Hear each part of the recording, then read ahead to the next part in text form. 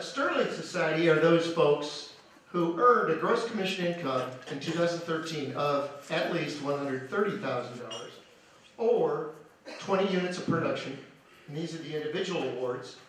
From Temecula Valley Ranch, Deanna Carpinelli.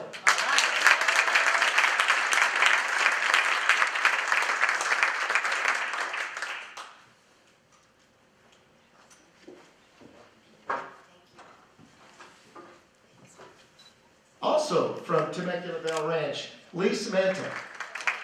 Now, we do this award, the next award, we don't do every year. It depends on whether somebody is seen as qualifying for the award. Then the manager submits that person. And then there is a committee of branch managers that look at the nomination and figure out, does it work? This award, the Bonnie Adams Memorial Golden Rule Award, was named after Bonnie Adams, the late Bonnie Adams, who was in our La Jolla office for years and years and years and years, and set the standard not just for production, because she was a consistently high producer, but it was how she did her production. She was somebody who had a reputation in that industry, in that area, in that market, is being unfailingly professional. Her integrity, her honesty was never questioned.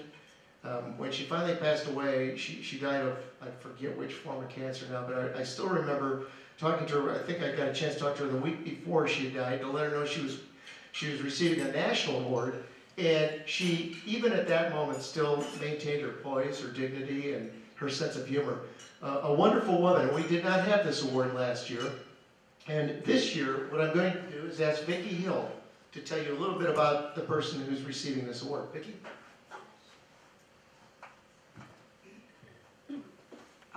Well, what Marty didn't actually kind of talk about, as I understand the Bonnie Adams Award, was not only Bonnie, the ultimate professional, but Bonnie was also very involved in different civic activities. And throughout her career, she was very much known for the different things that she did for the community. So as we were asked to nominate people, the person from our office that came to mind was the person that was so creative in spearheading our Toys for Tots drive this year. When we came about putting our committee together, putting our drive, we didn't have much money when we started our drive this year. We didn't have too much money in our coffers. And as our committee was getting together and thinking, what were we going to do? One person came forward and had a great idea, and that was Deanna Carpinelli.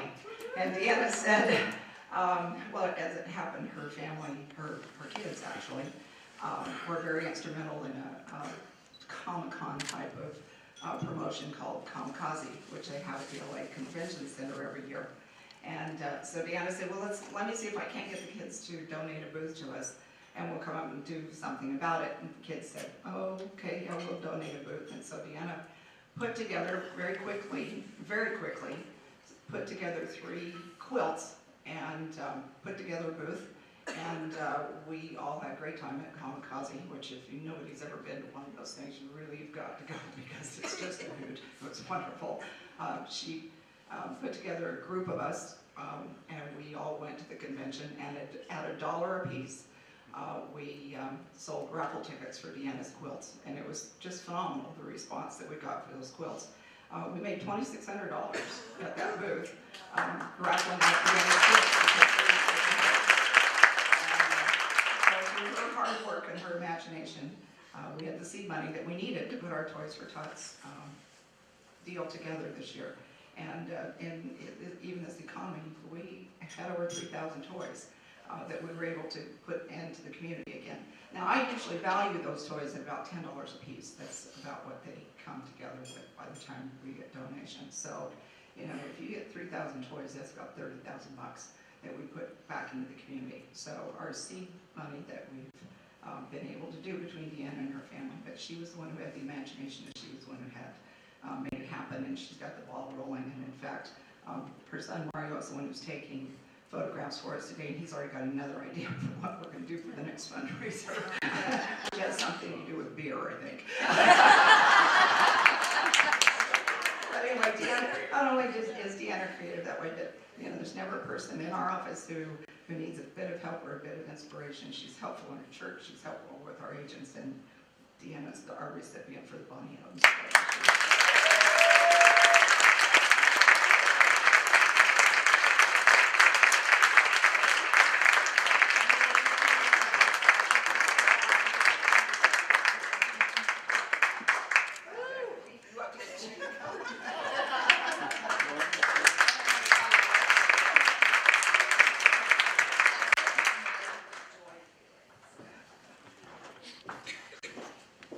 Thank you.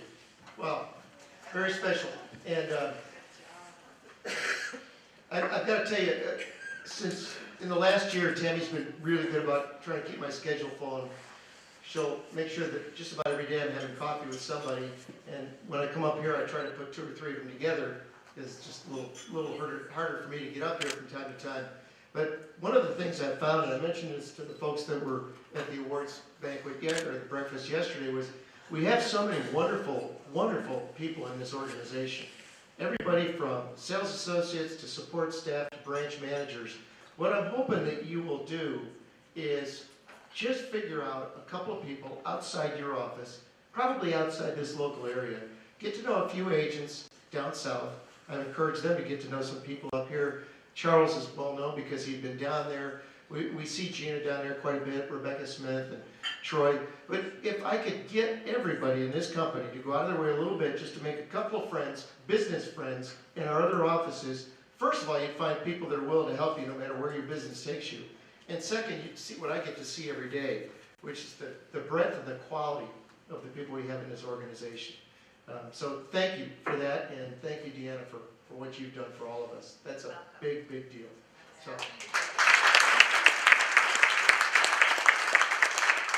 It might have been 2 years since we gave this out. So it only goes as the occasion dictates. So we're going to move back to our traditional awards, and we're going to right now.